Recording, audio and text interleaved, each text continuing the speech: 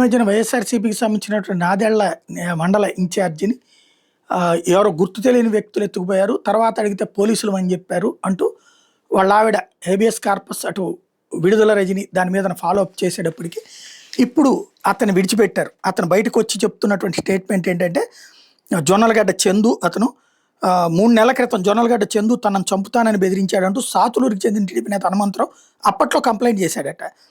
ఆ ఫిర్యాదు ఆధారం కేసు నమోదు చేసిన నాదెళ్ల పోలీసులు ఈ నెల 22వ తారీఖు రాత్రి సాతులూరులోని చందు ఇంటికెళ్ళి విచారణకి స్టేషన్కి రమ్మని కుటుంబ సభ్యులకు చెప్పారట. అయితే చందు ఇంట్లో లేడని చెప్పారు.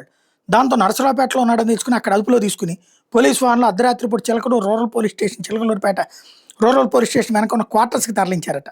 మొన్న కూడా ఇదే జరిగింది. పోలీస్ స్టేషన్లో సీసీ కెమెరాలు అడుగుతున్నారు కాబట్టి వేరే బిల్డింగ్లకు తీసుకెళ్తున్నారు, ప్రైవేట్ పోలీస్ స్టేషన్స్ తీసుకెళ్తున్నారు అనమాట. నాదెళ్ల ఎస్ఐ జీ పుల్లారావు చందుని తీవ్రంగా కొట్టారట. చందు కుటుంబ సభ్యులకి ఎట్లాంటి సమాచారం కూడా ఇవ్వలేదట ఎక్కడున్నారని. దీంతో మంత్రి విడుదల రజని సహకారంతో గురువారం హైకోర్టు హెబియస్ కార్పస్ పిటిషన్ వేశారు. ఈ విషయం తెలుసుకున్న పోలీసులు గురువారం చందు నాదెండ్ల స్టేషన్కి తరలించి అర్ధరాత్రి 1 గంటల సమయంలో విడిచిపెట్టారు.